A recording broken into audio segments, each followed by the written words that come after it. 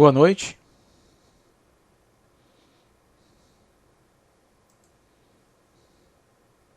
Boa noite. Então vamos começar a nossa aula de hoje.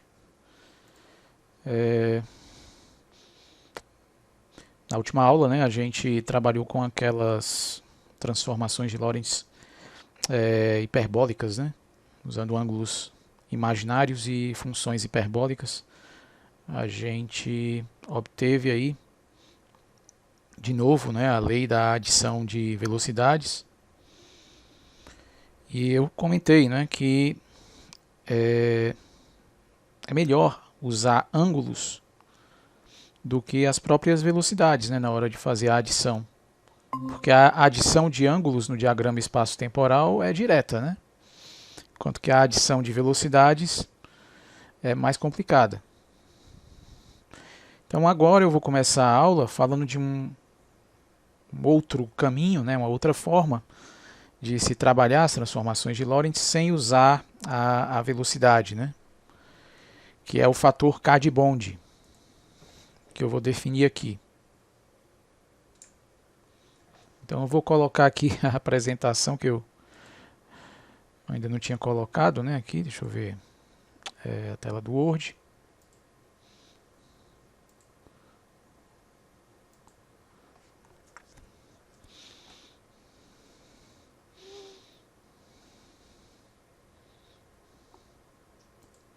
Todos estão vendo aí a tela do Word?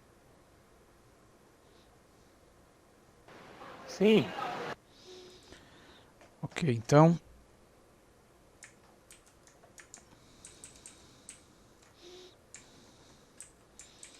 vou falar aqui da definição desse fator K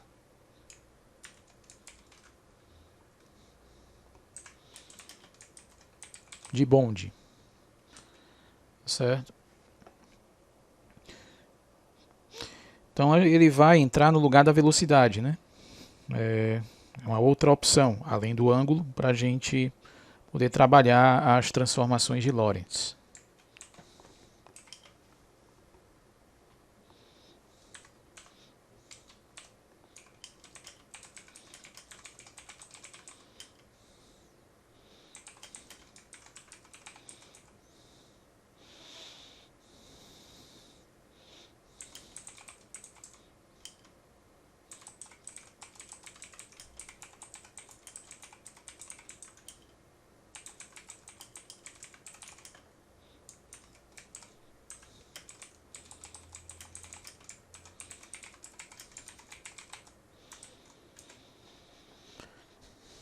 Então a gente vai definir, né, esse fator K de acordo com o que foi proposto pelo físico Hermann Bond, né?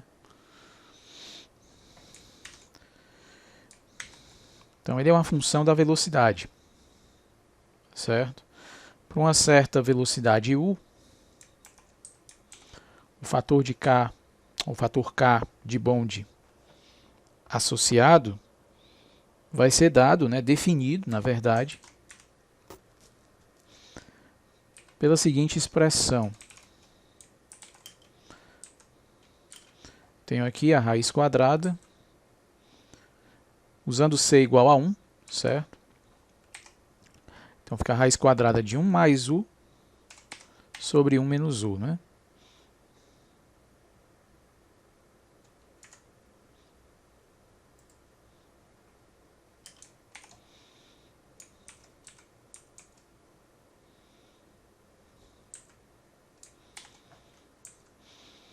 Certo? Se eu trabalhar com C normal no SI, né, então vocês trocam o U por U sobre C.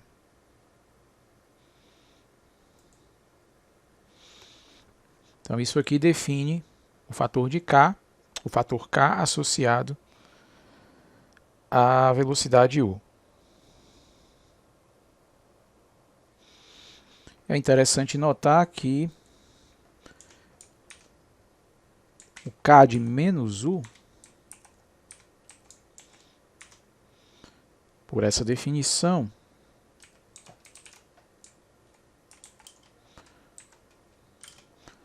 vai ser raiz de 1 menos U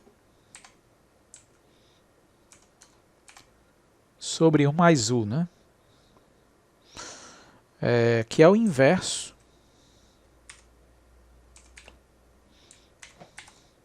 do K de U. Uma propriedade interessante. Em algumas situações ela pode ser útil, né?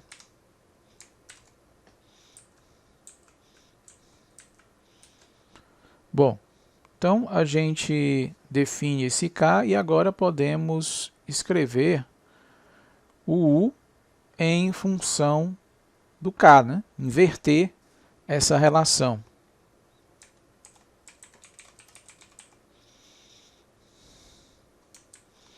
Certo? Achando a inversa, né? No caso o U em função de K. Então eu tenho K ao quadrado vai ser igual a 1 mais U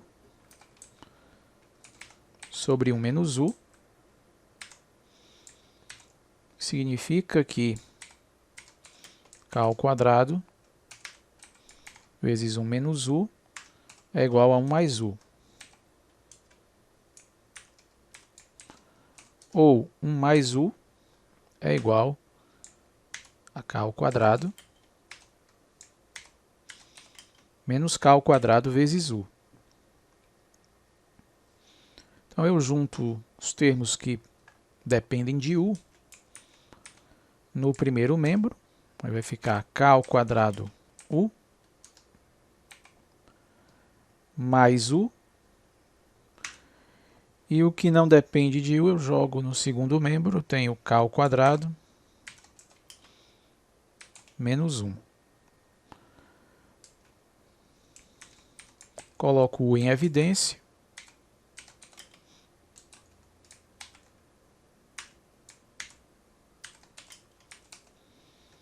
U vezes K ao quadrado mais 1 igual a K ao quadrado menos 1. E finalmente eu tenho aqui o meu U, né? U vai ser igual a K ao quadrado menos 1 sobre K ao quadrado mais 1.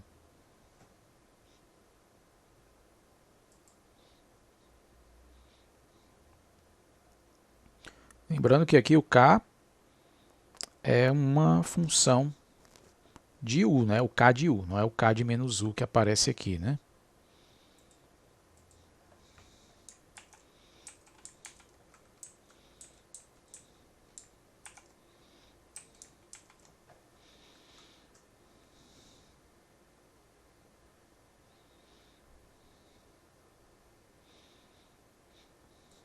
Uma outra maneira de representar isso aí, colocando um fator de K em evidência no numerador e no denominador.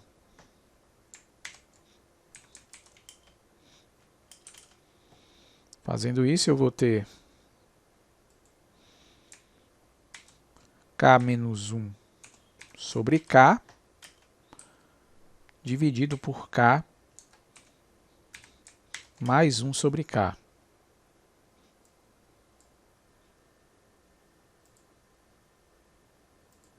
Então aqui tem esse cancelamento.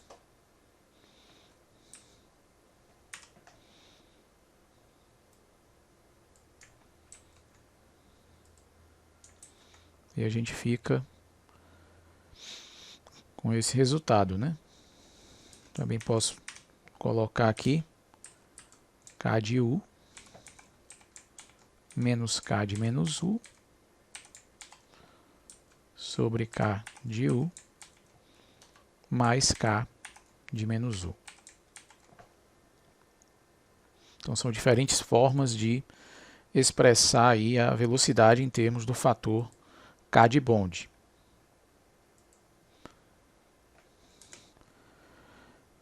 Pode parecer não muito interessante, né, essa representação, mas ela vai ser bastante útil. E agora eu também posso colocar aqui o meu fator de Lorentz, né, em termos do fator de Bond.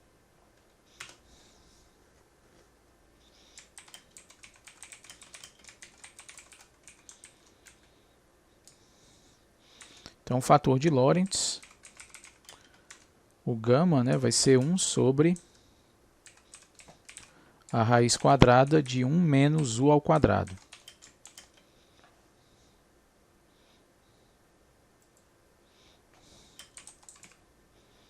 Então, eu vou substituir o meu u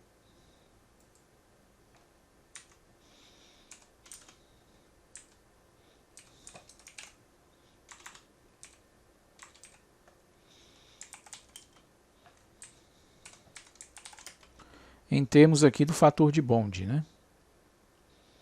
Vou pegar esse cara aqui.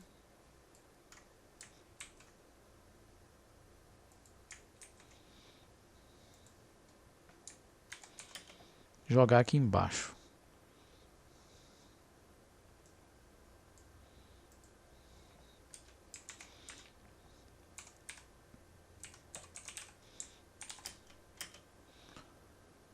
Então, aqui esse denominador, essa raiz, eu posso colocar k mais 1 sobre k ao quadrado, né? Como mínimo múltiplo comum.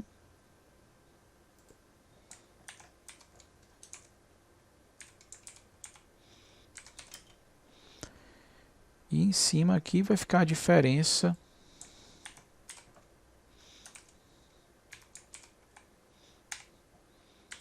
entre k mais 1 sobre k ao quadrado e k menos 1 sobre k ao quadrado, né? K mais 1 sobre k ao quadrado, esse denominador vai ser o denominador comum, né? Então eu ajusto esse 1 como sendo k mais 1 sobre k ao quadrado sobre k mais 1 sobre k ao quadrado. E agora eu abro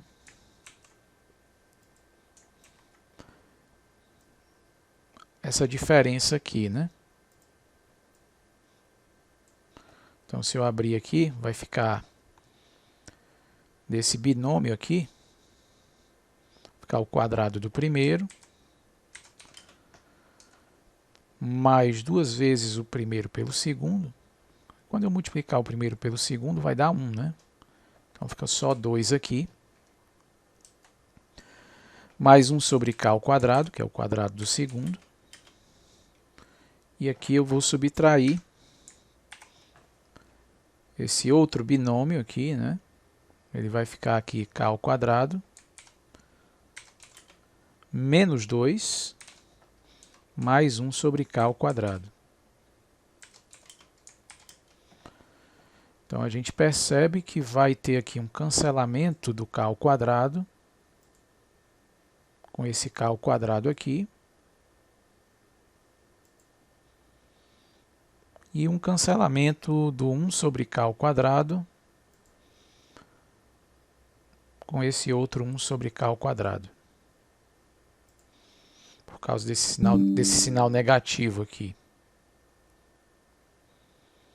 E aí vai ficar 2 menos menos 2.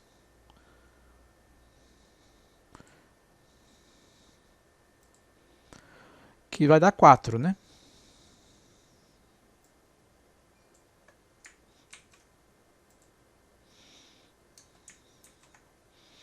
Então aqui vai ficar 4.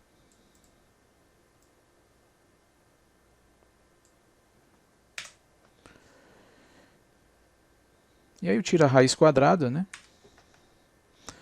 Vai ficar 1 meio, que multiplica k mais 1 sobre k.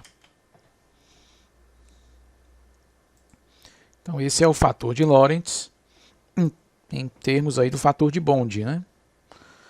Aqui aparece a vantagem principal do fator de Bond, que é eliminar a raiz quadrada aqui, certo? Das equações que envolvem o fator de Lorentz. E isso vai ser de grande utilidade, né? A gente lembra que lá nas transformações de Lorentz também aparece o produto de U pelo fator de Lorentz. Então, se eu fizer U vezes gama, né? E lembrando aí quem é o U,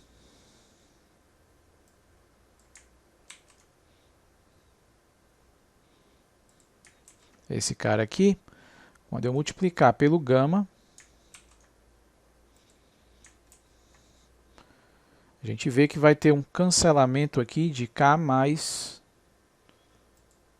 1 sobre K.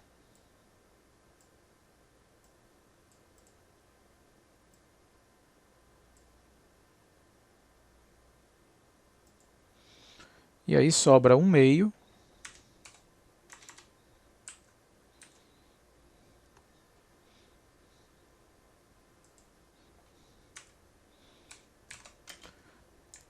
de K menos 1 sobre K.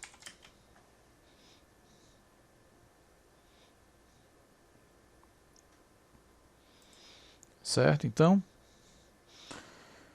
também aqui desaparece a raiz quadrada, né, do gama. E aí as transformações de Lorentz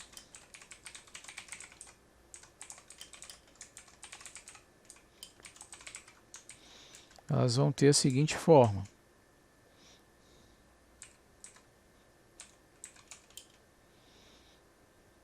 Aqui eu tenho T',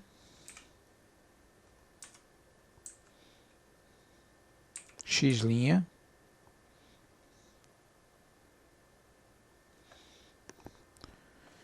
igual,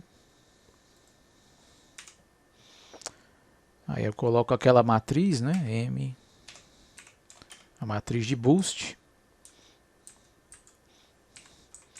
onde eu tinha gama, menos o gama, menos o gama, gama, né? E aqui multiplica Tx.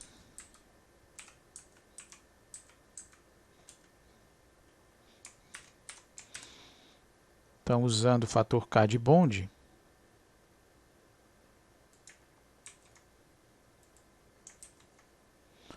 o gama aqui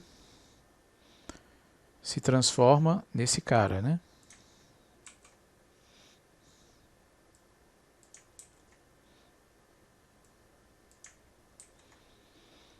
E o menos o gama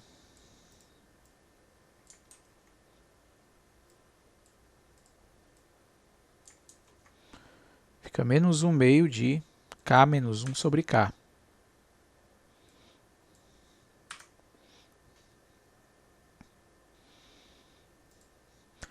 Tá certo? Se a gente fizer uma comparação usando aquele ângulo, né, o ângulo hiperbólico, θ, vocês devem lembrar da aula passada.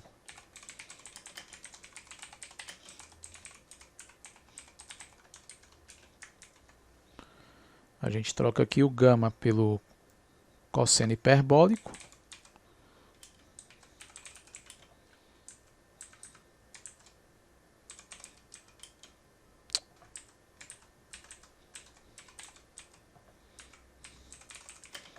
E o gama aqui vira o seno hiperbólico.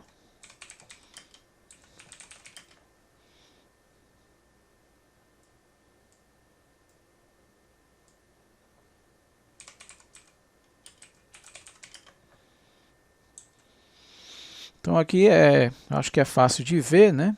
Lembrando a definição do seno e do cosseno hiperbólico. A gente lembra que o cosseno hiperbólico de θ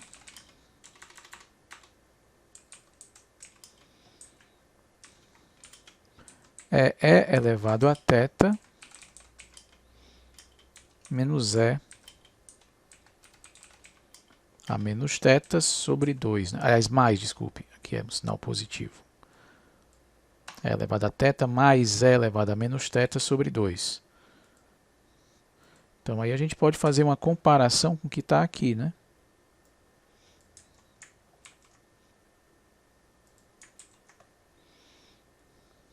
Em termos do fator de Bond. Pode fazer algo parecido com o seno hiperbólico. A diferença é que aqui tem um sinal menos.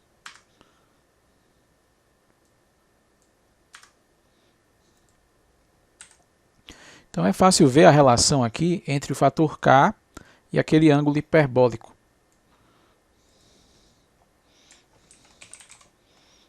A gente tem que E elevado a θ vai ser igual a K. A gente faz essa correspondência aí, né? Então, a gente pode dizer que o θ é o logaritmo natural do fator K de Bond, né?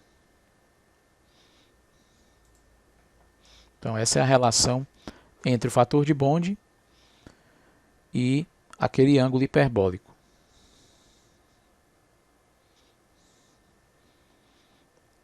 Alguma dúvida, alguma pergunta?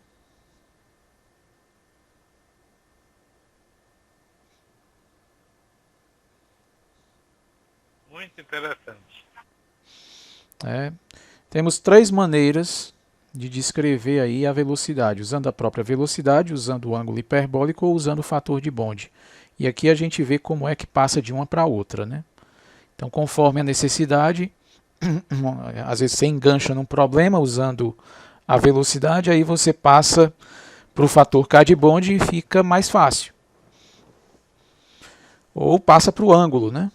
Também pode simplificar a resolução de algum problema. Tá certo?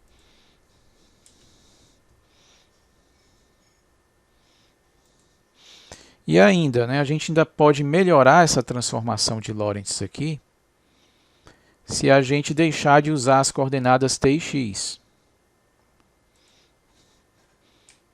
Então, nós podemos simplificar mais ainda as transformações de Lorentz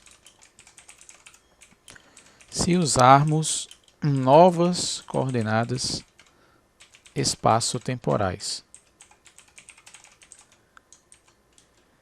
Então, eu vou definir aqui essas coordenadas a partir de t e x, né?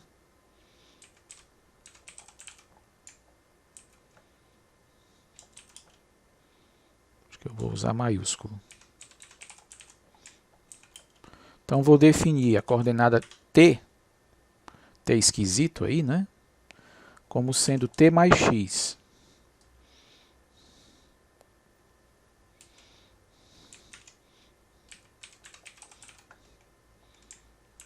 E a coordenada x esquisito como sendo t menos x. Certo?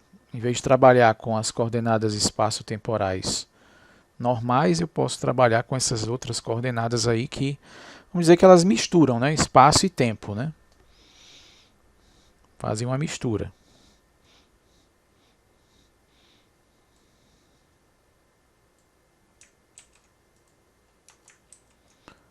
E para S', eu vou ter o meu T' esquisito, né? Igual a T' mais X'.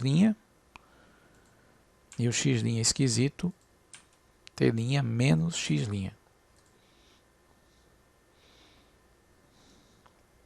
Então, dessa maneira, né? Se eu inverter essas transformações, achando t e x, né? Eu vou ter t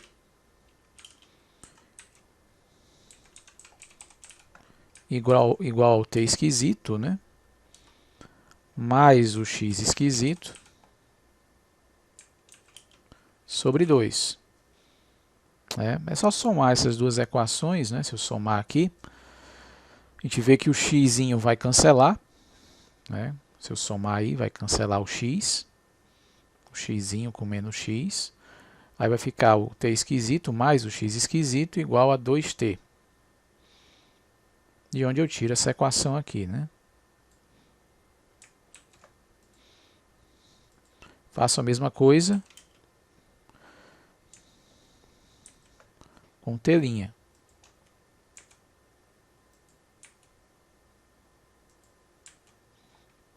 E para achar o x, né?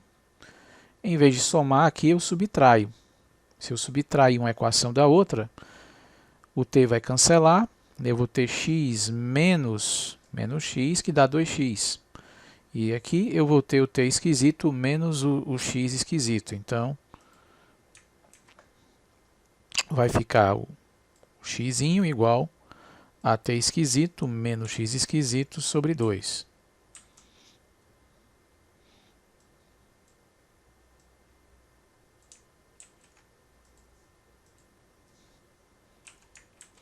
E para o x' algo parecido.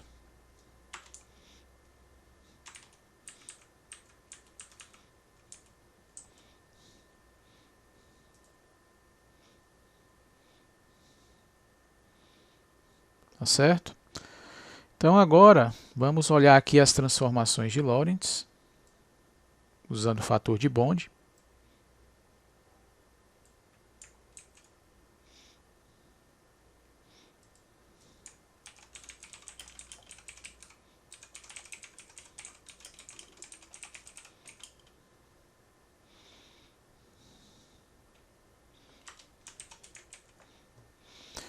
Então veja só, aqui eu tenho t', né? Vai ser igual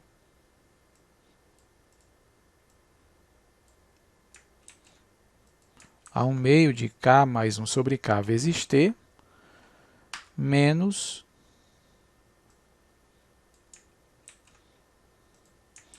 1 meio de k menos 1 sobre k vezes x. E o x'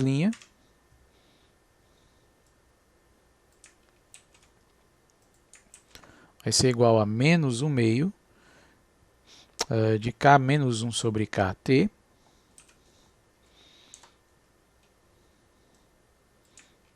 mais 1 meio de k mais 1 sobre k vezes x.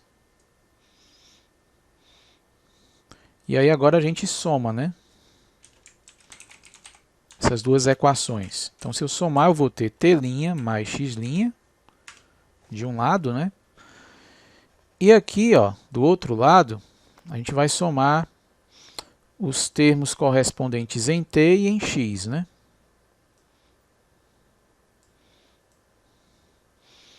Então, quando eu somar aqui em t, né, ó, eu tenho 1 meio de k mais 1 sobre k.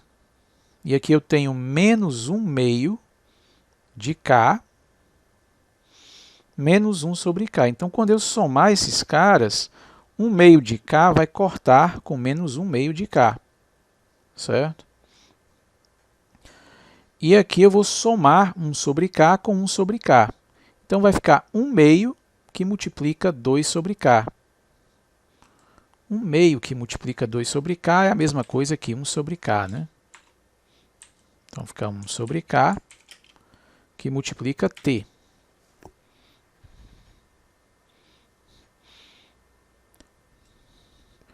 Aqui no termo em x, né, eu tenho menos 1 meio de k. Quando eu somar, aqui embaixo tem mais 1 meio de k, então 1 meio de k mata o menos 1 meio de k. E em 1 sobre k aqui eu vou ter menos menos dá mais, né? Então vai ficar mais 1 meio de 1 sobre k, mais 1 meio de 1 sobre k. Então, novamente, eu vou ter aqui 1 sobre k. Esse 1 sobre k multiplica o x. E aí eu coloco 1 sobre k em evidência. E aqui fica só t mais x. Então, aí a gente percebe o seguinte, ó. Quem é t' mais x'? É o t' esquisito, né? E o t mais x é o t esquisito. Então, a transformação de Lorentz para o t esquisito vai ser t' esquisito igual a 1 sobre k vezes o t esquisito.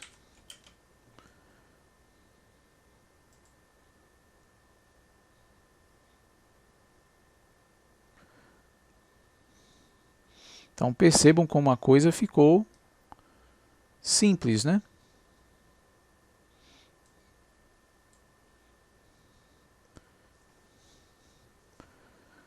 Como a coisa ficou simples. Se eu fizer a subtração,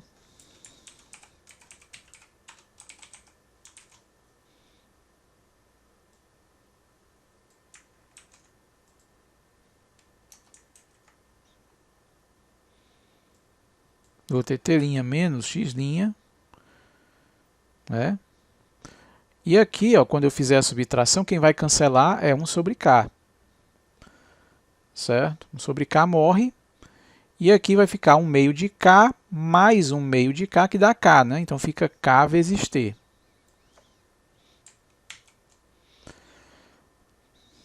Aqui em x, quando eu fizer a subtração, também vai morrer 1 sobre k. E aí vai ficar menos 1 meio de k menos 1 meio de k, que é menos k.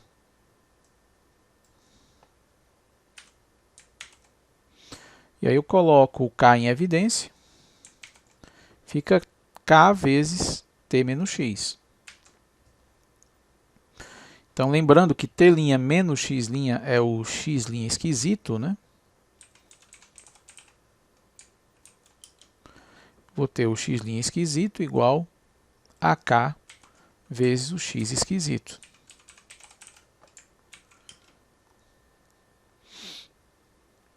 E aí a nossa transformação de Lorentz, né?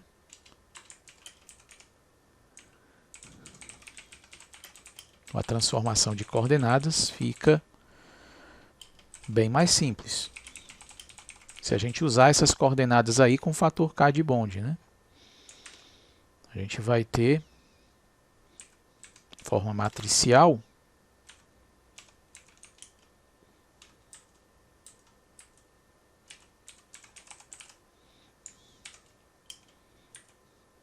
t' esquisito,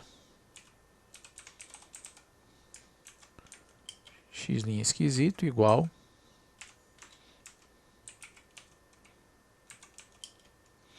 aí aqui vai ficar 1 sobre k e aqui o k.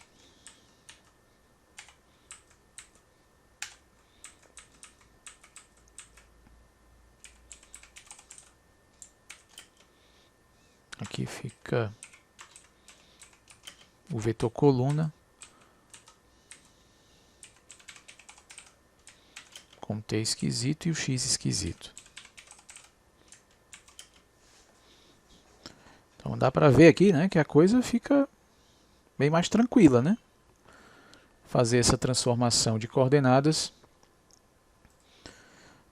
usando aí o t esquisito, o x esquisito e o fator de Bond. Claro que a nossa percepção está mais adequadamente, está mais adaptada, né, às coordenadas espaço-temporais convencionais, t e x, a gente separa o espaço e o tempo. Mas não deixa de ser interessante que essa maneira aqui é mais natural, né? Pelo menos do ponto de vista matemático.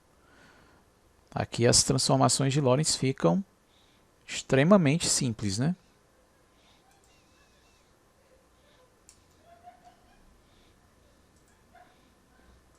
Ok?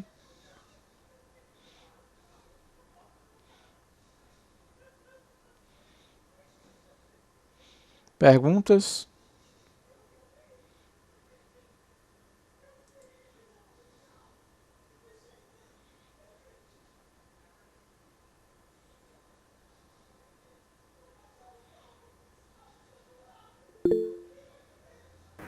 Professor, Diga. eu entendi que foi mais possibilidades, né, de utilizar para encontrar a velocidade, não é isso? Sim, são maneiras de, vamos dizer, trabalhar, né, os problemas sem empregar a velocidade, porque às vezes você usando a velocidade fica mais complicado. A gente vai ver lá na dinâmica relativística uma situação, uma colisão relativística que se você for tentar resolver usando velocidade, você não vai conseguir, certo? Uma colisão relativística entre duas partículas em uma dimensão, né? Uma colisão elástica, né? Que as partículas elas preservam suas identidades e aí a gente aplica o princípio de conservação do momento e da energia. Se a gente for trabalhar essa situação usando velocidade, é impossível, algebricamente, você se livrar daquelas raízes quadradas lá do fator de Lorentz, né? Se você for trabalhar diretamente com velocidade. Agora, se você trabalhar com o fator K de Bond, não. Aí o problema de um pesadelo algébrico se transforma assim numa coisa bem simples, bem fácil. Então essas maneiras de representar, né, alternativas de representação das transformações de Lorentz sem passar pela velocidade, né, podem ser úteis, podem ser bastante úteis. É uma opção que você vai ter, né?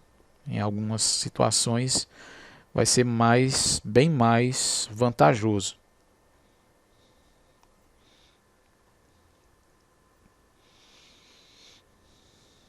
Bom, então agora eu vou discutir aqui o famoso paradoxo dos gêmeos, né?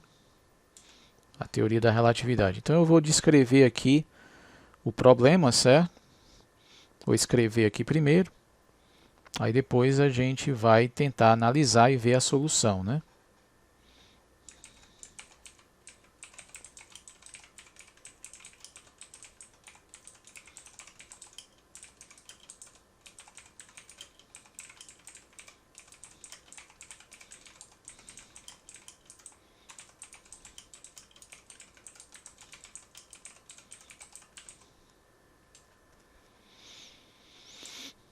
Então temos aqui dois irmãos, eu vou chamar um de João e o outro de José.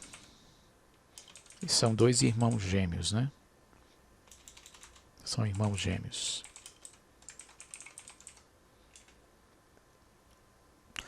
Então o João,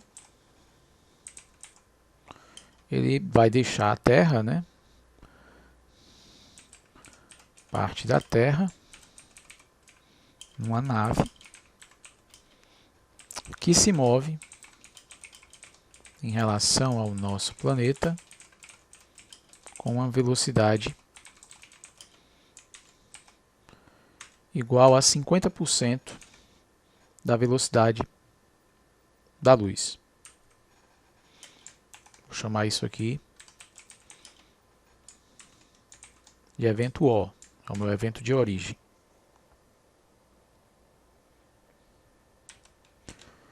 Então ele viaja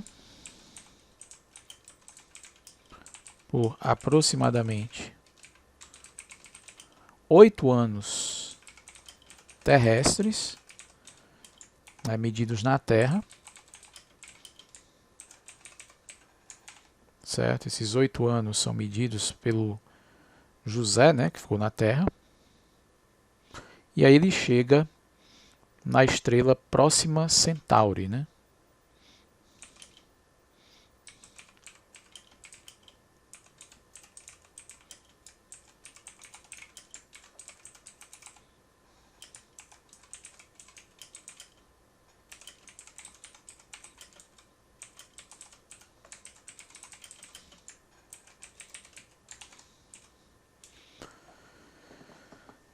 Essa estrela fica a cerca de 4 anos-luz. Como ele está viajando a metade da velocidade da luz, então ele vai levar aproximadamente 8 anos para chegar lá, né? De acordo com o José, né, que ficou na Terra, ele leva uns 8 anos para chegar lá. Então, quando ele chega lá na estrela, ele dá uma volta em torno dela, né?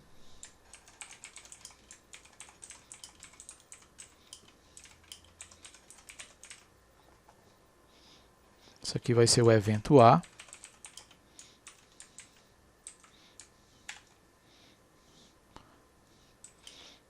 Ele contorna a estrela e retorna à Terra com velocidade também 0,5, né?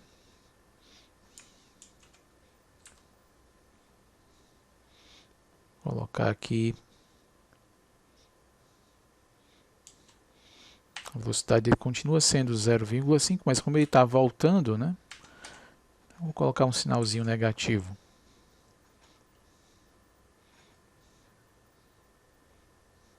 Então, vou colocar aqui um ida, né? E aqui volta, né?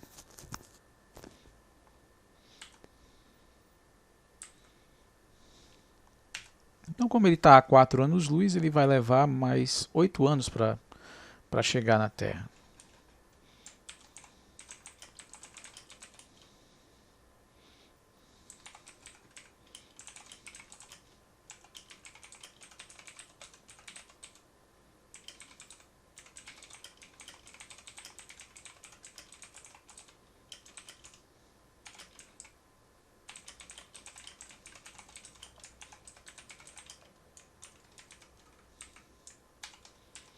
Então, João viaja de volta por mais 8 anos terrestres, chegando ao nosso planeta depois de 16 anos de sua partida, né? Isso aí de acordo com José.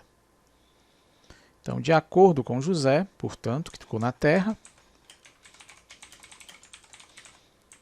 passaram-se 16 anos desde a partida de João. Então, José envelheceu 16 anos, né? Segundo José, João envelheceu 16 anos. Aliás, desculpe, segundo José, ele envelheceu 16 anos. O João, a questão da idade de envelhecimento do João, aí a coisa fica um pouco diferente por causa da dilatação do tempo, né? O José constata uma viagem de 16 anos e envelhece 16 anos. Mas o João, que viajou a 50% da velocidade da luz, de acordo com José, ele não envelheceu 16 anos, né? Quanto tempo ele envelheceu? Como é que eu calculo o tempo de envelhecimento do João de acordo com José?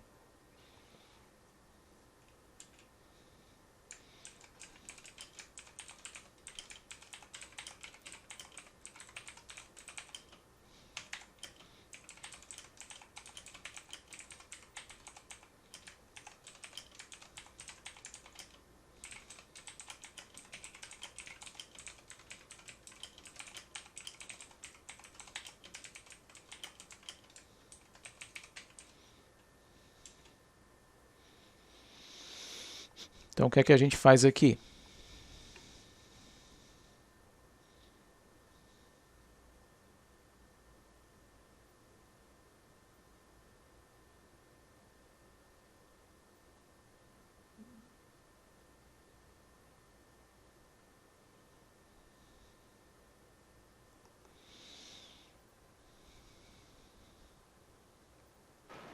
Professor, no caso aí não é para João não? Que José não envelheceu 16 anos?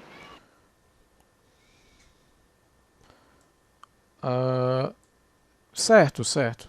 Mas a gente está na perspectiva do José, certo? Que ficou na Terra. Para o José, a viagem do João levou 16 anos, né? 8 anos de ida e 8 anos de volta. Quando José olha, mede, né, o tempo lá do relógio do João, de acordo com José, como o João se moveu, né, em relação a ele, o relógio do João marcou o tempo mais devagar. Correto? Você lembra disso, né? Dilatação do tempo, não é isso? Sim. Então, o João, que viajou lá quase a 50% da velocidade da luz, né? Ele se moveu em relação ao José e, de acordo com o José, o relógio do João, nessa viagem, andou mais devagar. Significa que, enquanto o relógio de José marcou 16 anos, O de João, de acordo com José, não marcou o mesmo tempo, marcou um tempo menor, né? Porque andou mais devagar. Então, como é que a gente acha esse tempo que o relógio do João, né, andou do ponto de vista do José?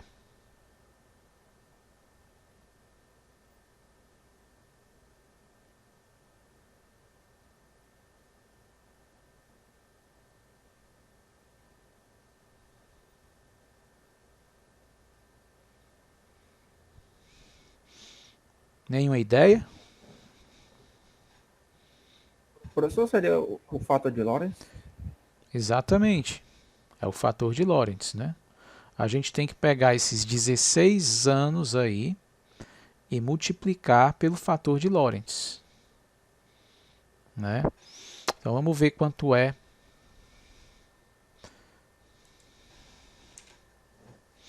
que vai dar, né? Quanto é o fator de Lorentz aqui? É 1 sobre a raiz quadrada de 1 menos u ao quadrado, né? Então eu substituo aqui.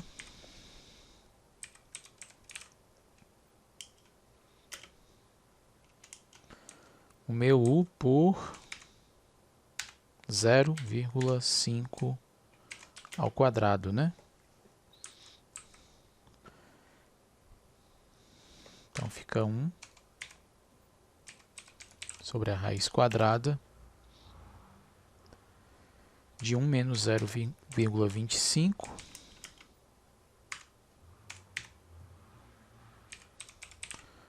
a raiz quadrada de 0,75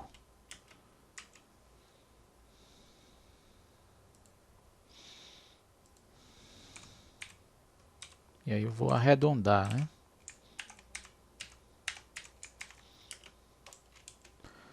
Dá 1,155 aproximadamente.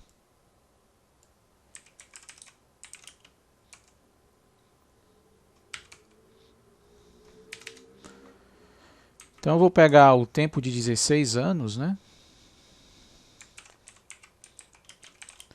O tempo que o João envelheceu, segundo José, vai ser os 16 anos dividido aqui pelo 1,155, né? Ele envelheceu, então o tempo aí vai ser menor que 16 anos, né? Vai dar 13,86, né? Dá aproximadamente 13,9 anos, né? Então são os 16 anos que ele viajou, né? Dividindo aí pelo fator de Lorentz, né? 1,155. Isso dá 13,9 anos. Ok? Professor, a velocidade ali o senhor já simplificou, não foi a velocidade da luz? Aqui eu estou usando C igual a 1, certo? Ok. As velocidades aqui, ó, são adimensionais. 0,5 menos 0,5. Então são adimensionais. Significa que eu estou trabalhando com C igual a 1. Então, para achar o tempo que o João envelheceu, segundo José, eu pego a viagem, 16 anos, de acordo com José, e divido pelo fator de Lorentz, que é a dilatação do tempo, né?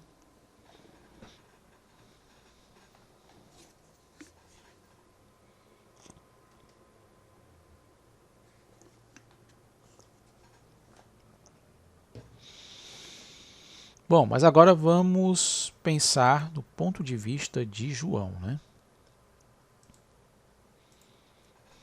Do ponto de vista de João, foi José, né, que se moveu com velocidade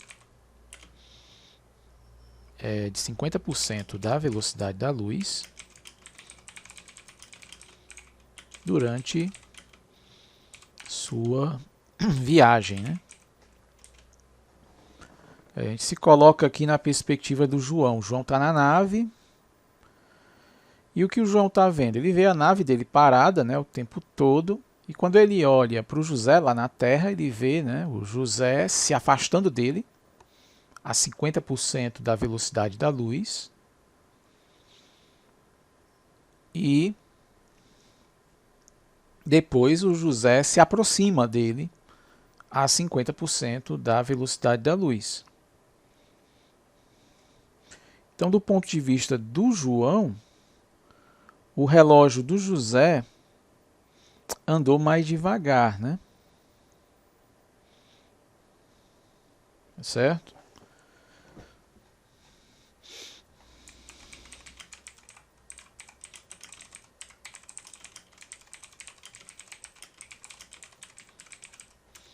A gente pode fazer um cálculo aqui para saber, né? Quanto foi que o relógio do José marcou, né, na perspectiva do João, certo? Então o João ele levou 13,9 anos para viajar, né?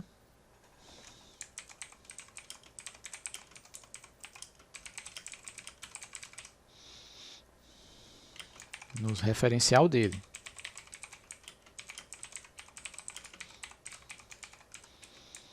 Logo, segundo João, José envelheceu. Aí agora a gente pega, né, o 13,9 anos.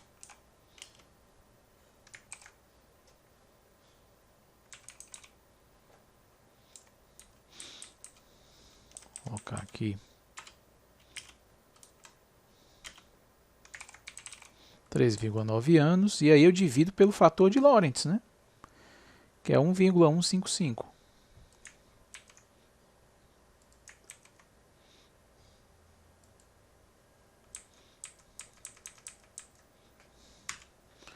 Então, 3,9 anos. Se eu dividir ali por 1,155,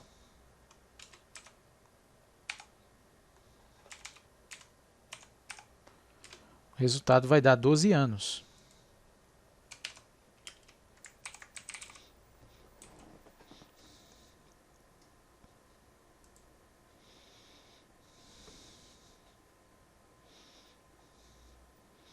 Então percebam aqui a aparente contradição, né? O José vai dizer que se passaram 16 anos na Terra e que o João envelheceu 13,9 anos. Isso é o que o José vai dizer. Mas o que o João vai dizer? O João vai dizer que realmente ele viajou 13,9 anos, mas quando ele chegar lá, ele vai dizer que o José envelheceu 12 anos. E aí, quem de fato envelheceu mais, né?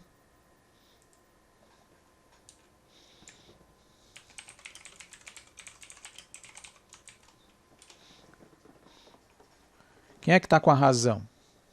Porque um está dizendo que o outro envelheceu mais devagar, né? Como é que a gente sai desse paradoxo?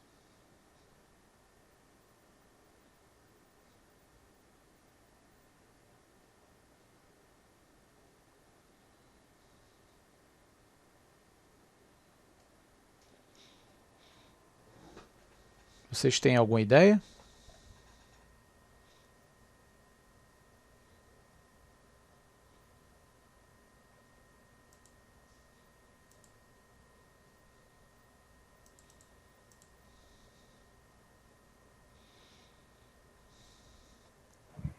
Professor, quando ele viaja na velocidade da luz, acontece a contração também, né, do comprimento. Você vai ter uma contração, né? No caso, o José, né? Ele está vendo o foguete, a nave, né, do João com aquele efeito de contração. A nave e o José devem Aliás, a nave e o João devem estar contraídos, né? Do ponto de vista do José. O José ficou na terra. Quando ele olha para a nave do João e para o próprio João, ele vê a nave contraída e o João também, né? Contraído na direção de movimento. Mas a recíproca também é verdadeira, né?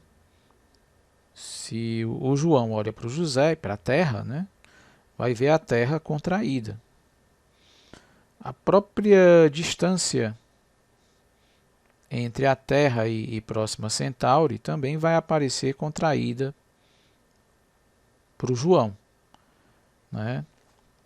No referencial da Terra, a distância é de 4 anos-luz, mas no ponto de vista do João, não vai ser 4 anos-luz, vai ser menos que 4 anos-luz, né? Por causa da contração de Lorentz. É um efeito recíproco, um vê o outro encolher e um vê o outro ter o seu relógio andando mais devagar, né? E aí surge, no caso do tempo, né, da comparação dos relógios, surge esse paradoxo aí. Afinal de contas, quem envelheceu mais devagar? O João ou o José?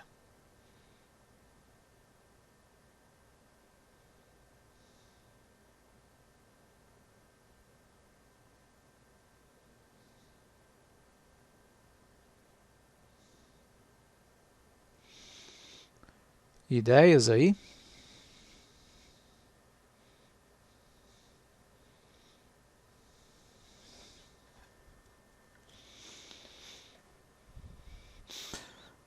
Sim, você está dizendo que é o João, né?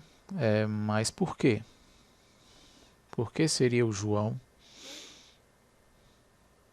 quem envelheceu mais? Professor, não sei se é a ideia minha que é errada, ou se eu interpretei errado, né?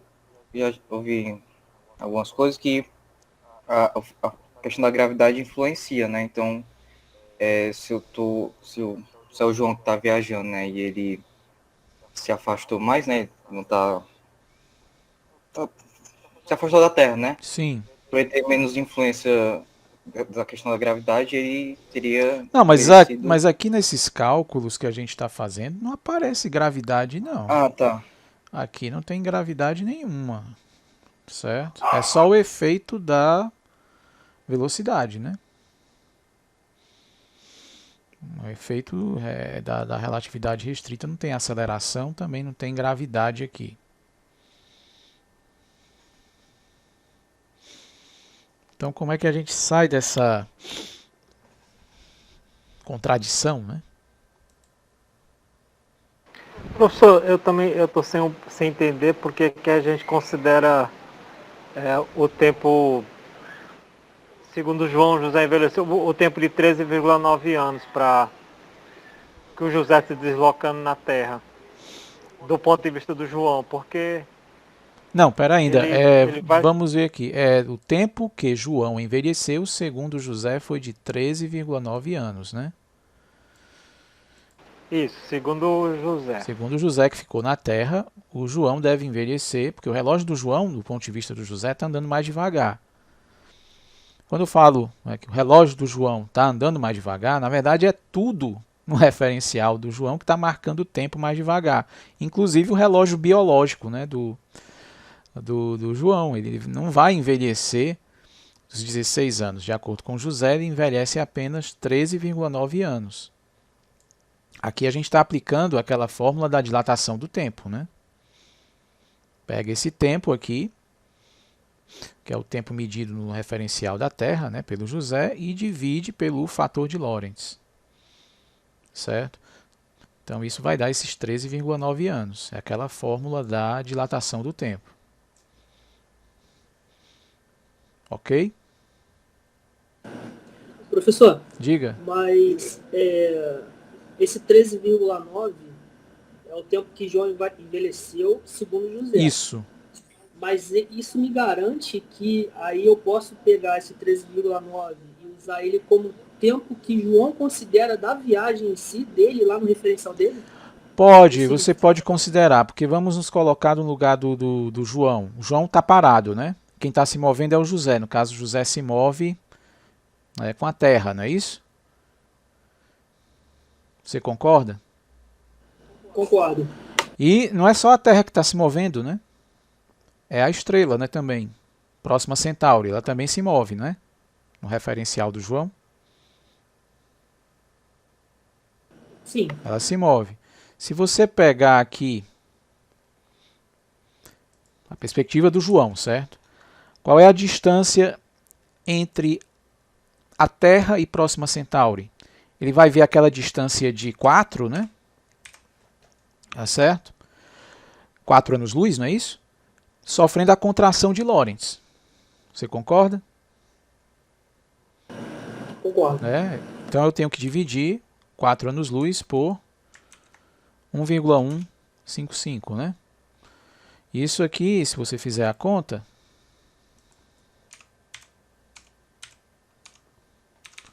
dá 3,46 aproximadamente.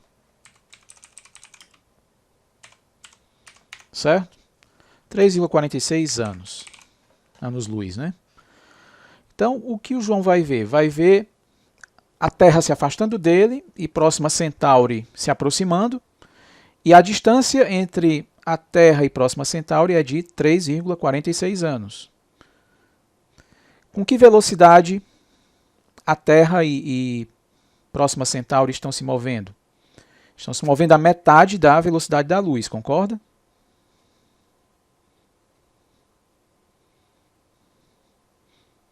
Do ponto de vista do João. Sim, né? concordo. Então, quanto tempo vai levar para se percorrer esses 3,46 anos-luz a uma velocidade de 0,5? Vai levar o dobro, né, desse número aí, não é isso?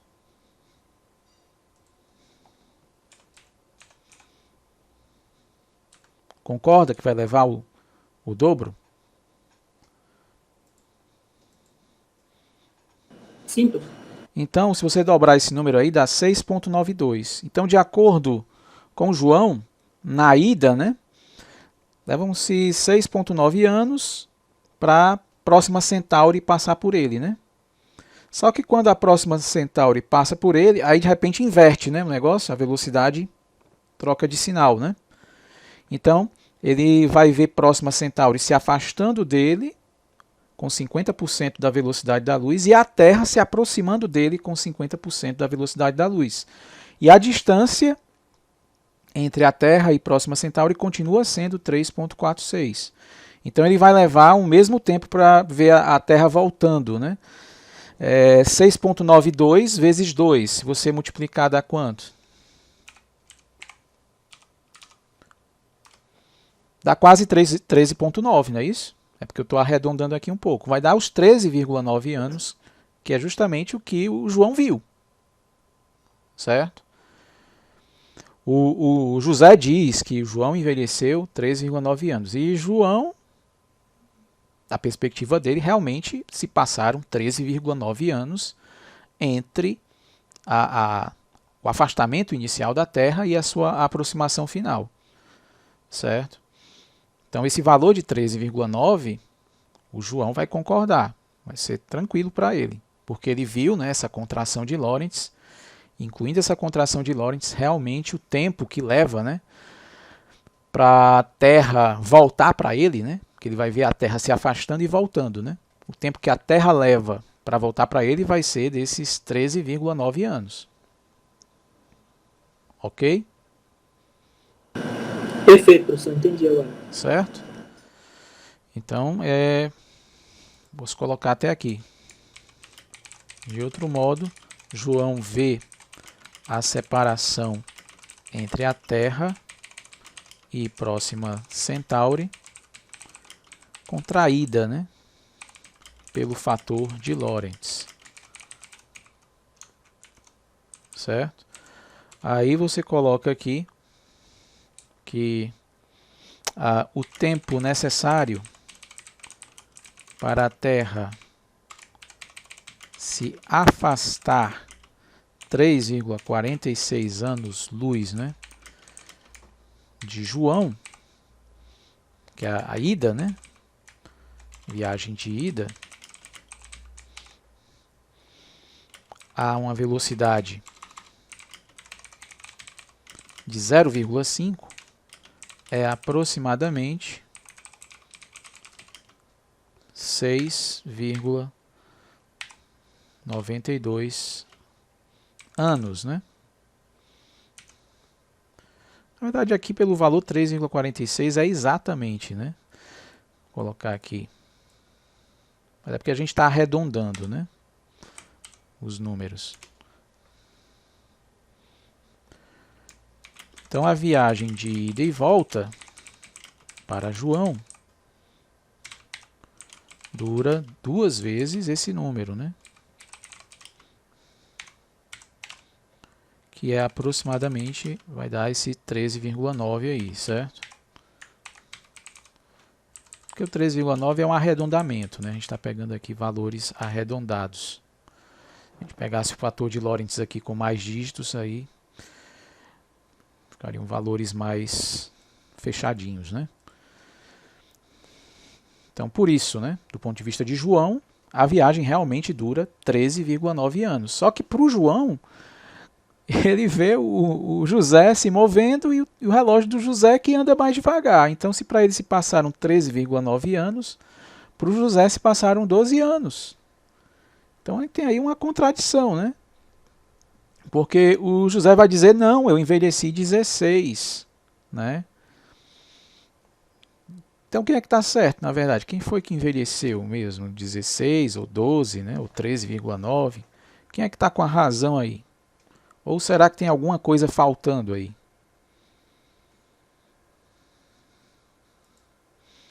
Como é que a gente sai dessa sinuca aí, né?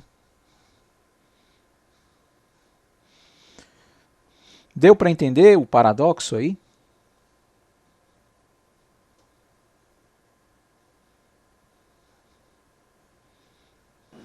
Deu para entender, só não consigo responder essa pergunta. Então vamos desenhar aqui o diagrama espaço-temporal, certo, da situação.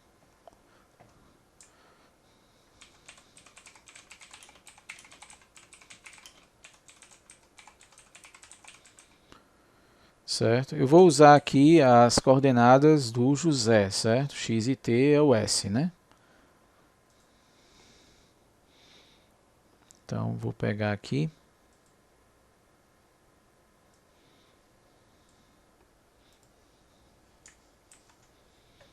Esse diagrama. Que esquematiza a viagem, né? Então, o azul, né? São as coordenadas x e t do José, certo? Está aqui o evento O, que é a partida do João, né? Aqui tem a linha de universo do João. Aqui é o evento A, que é quando o João chega em Próxima Centauri. E aqui ele volta, né? E aqui eu tenho o evento B, que é quando o João chega na Terra, né? E se reencontra com José. Então temos aqui os eventos O, o evento A e B, né? Os eventos O, A e B. Certo? E aqui eu desenhei em vermelho os eixos x' e t' que correspondem a o João, né, na viagem de ida, né? X' e t'. E na volta de A para B, eu desenhei os eixos x' e t'. Corresponde ao João voltando, né? Deu para entender esse diagrama?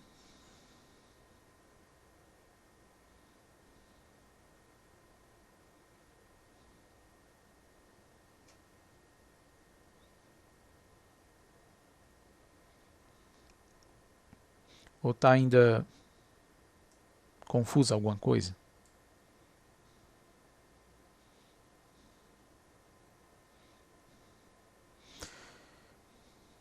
Então percebam aqui, o que é que esse diagrama está mostrando, que a gente não estava vendo antes.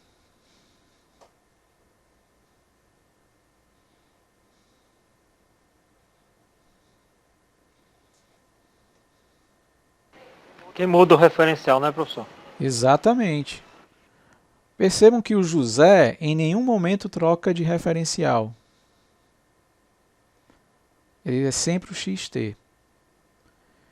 Já o João, ele troca de referencial. Quando ele chega na estrela, ó, o referencial dele vai mudar desse vermelho para o verde. Certo? O que é que isso significa?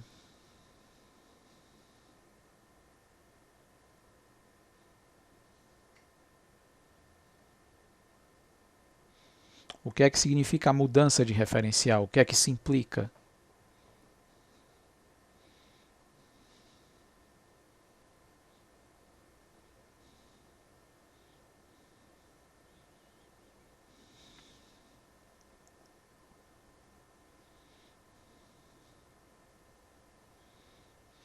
Qual é a grande diferença, então, que tem entre José e João?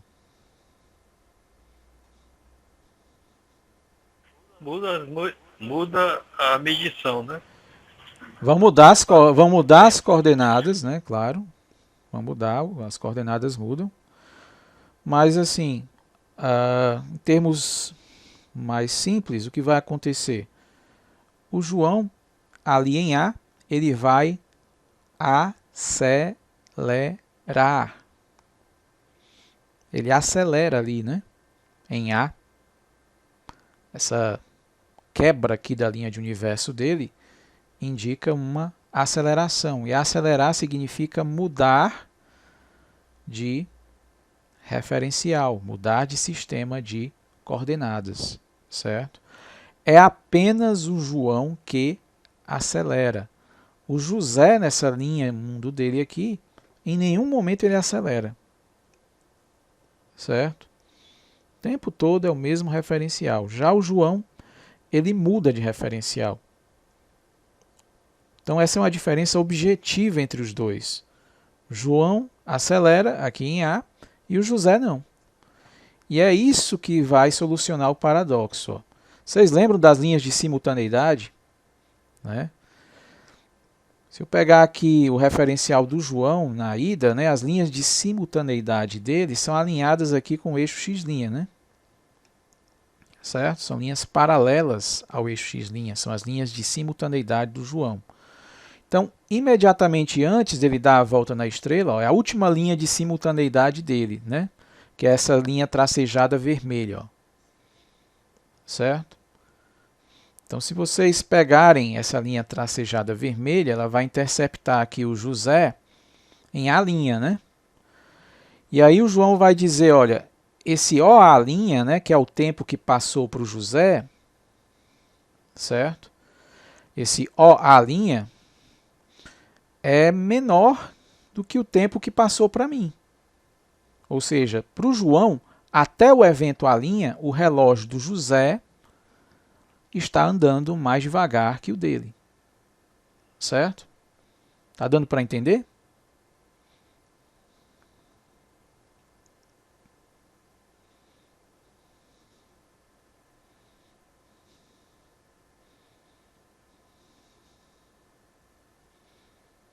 Repetindo, né? Até esse instante aqui, logo antes dele começar a fazer a curva, né? A linha de simultaneidade dele com José passa aqui por A'. E aí o João diz que esse tempo de O até A', né, vai ser menor do que o tempo medido, né, por ele. Certo? O tempo medido por José, que é esse segmento OA', vai ser menor que o tempo medido pelo João, que é esse segmento OA. Certo? Por isso o João diz que o relógio de José anda mais devagar. Geometricamente, na geometria de Minkowski, né, esse OA' aqui, certo? Vai ser menor do que esse OA. Né? Então, é a primeira parte da viagem. Aí o João diz que o relógio do José está andando mais devagar. Depois que ele faz a curva, ele mudou de referencial. Agora é o referencial verde. E a linha de simultaneidade dele está alinhada com o x duas linhas. Então, logo após fazer a curva, acelerar, de acordo com o João, né, esse evento A aqui é simultâneo com A duas linhas. Certo?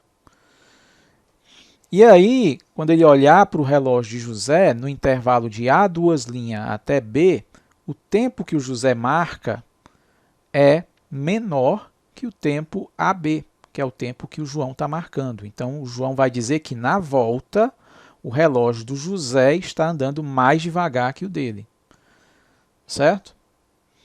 Só que aí tem a questão da aceleração. O que é que acontece durante a aceleração?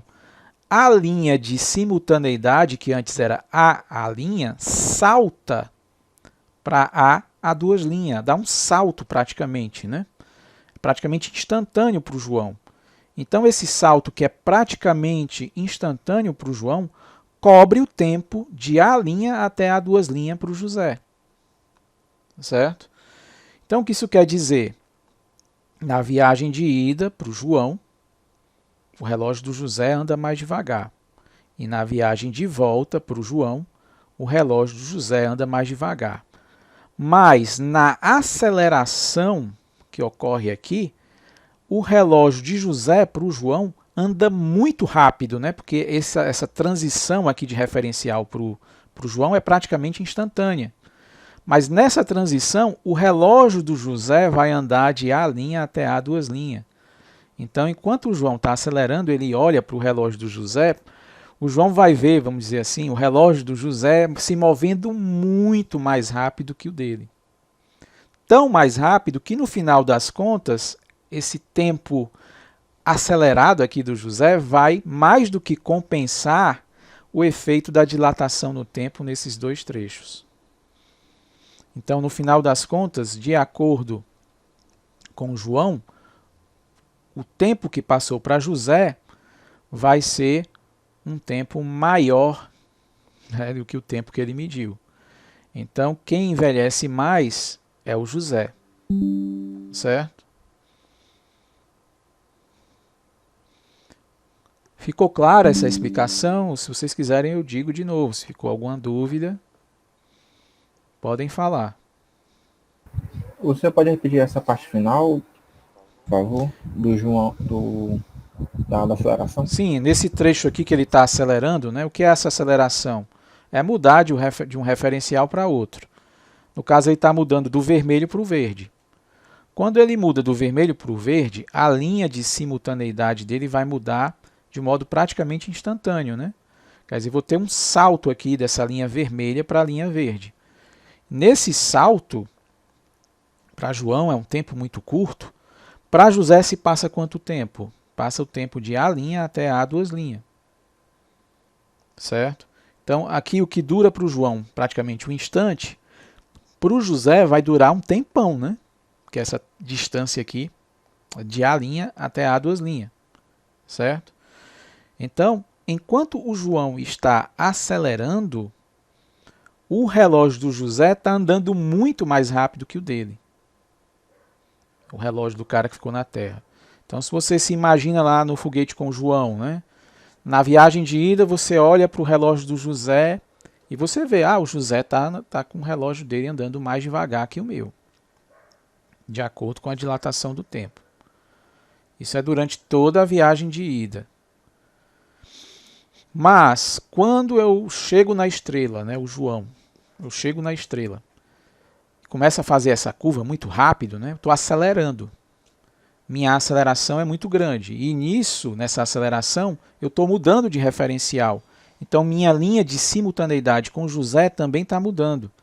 E ela muda muito rápido. Ela salta aqui de A' para A duas linhas, enquanto eu acelero. E nesse momento que eu estou acelerando, se eu olhar para o José, para o relógio do José, em vez de ver o relógio dele andando muito mais devagar, ou mais devagar que o meu, eu vejo ele andando muito mais rápido. Entendeu? Então, o relógio do José, quando eu terminar aqui, a minha aceleração, ele se moveu muito para o futuro, né? Muito mais do que eu. Ele andou muito mais rápido. E andou tanto, que mesmo a dilatação do tempo na viagem de volta, né? Que na viagem de volta eu estou com velocidade constante, estou vendo de novo o relógio do José andando mais devagar que o meu.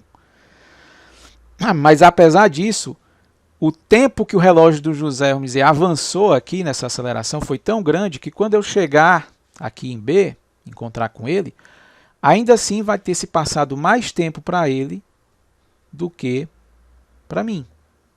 Então ele envelheceu mais do que eu, certo? Então a chave da solução é essa aceleração aqui. É ela que quebra a simetria entre os dois. E inclui aqui um novo efeito, que é diferente da dilatação do tempo, né? É um efeito, vamos dizer, de aceleração do tempo devido à aceleração do João. O tempo do José vai ficar mais acelerado, né? Vai passar mais rápido, enquanto o João estiver acelerando.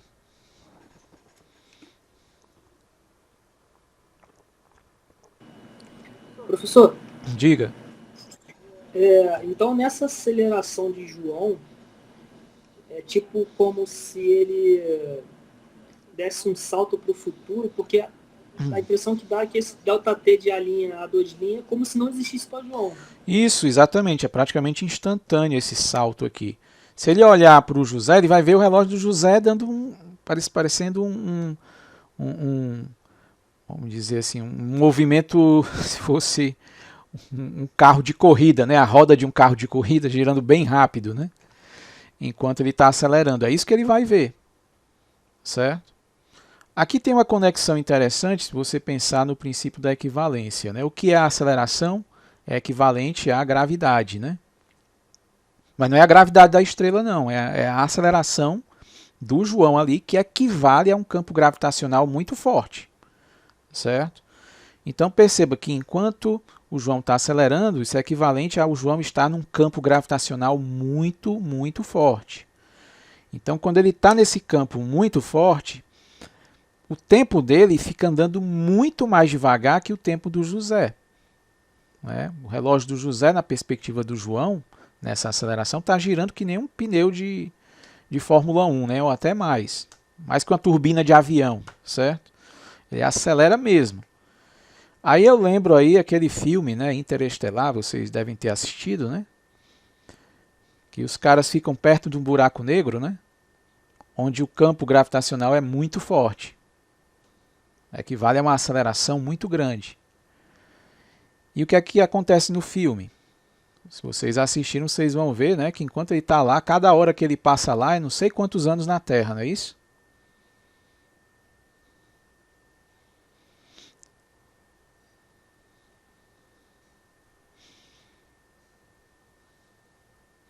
Então aqui é o mesmo efeito.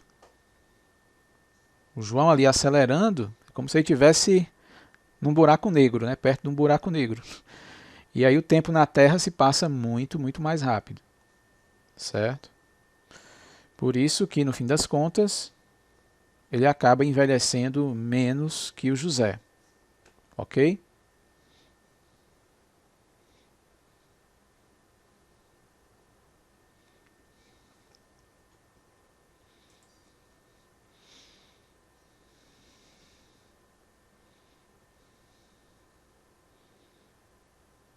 Alguma pergunta? Alguma dúvida a mais que eu possa tentar esclarecer?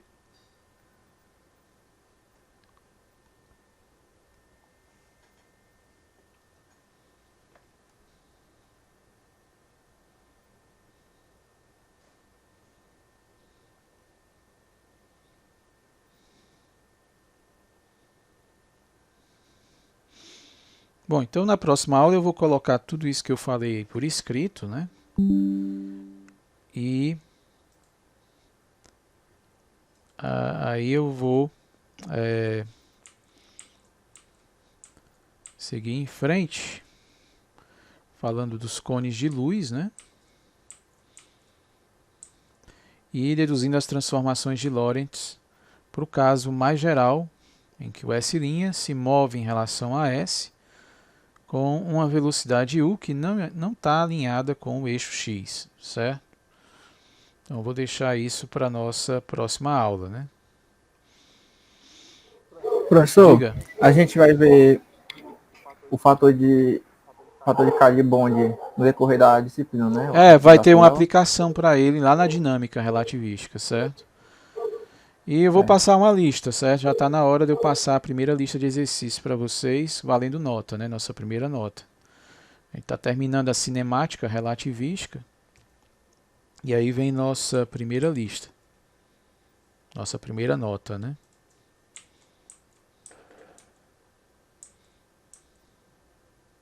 Então, para vocês aí, uma boa noite, né? E até sexta-feira. Valeu, professor. Boa noite. Boa noite. Boa noite, professor. Obrigado. Até mais. Boa noite, professor. Até a Boa próxima. noite. Boa noite. Obrigado.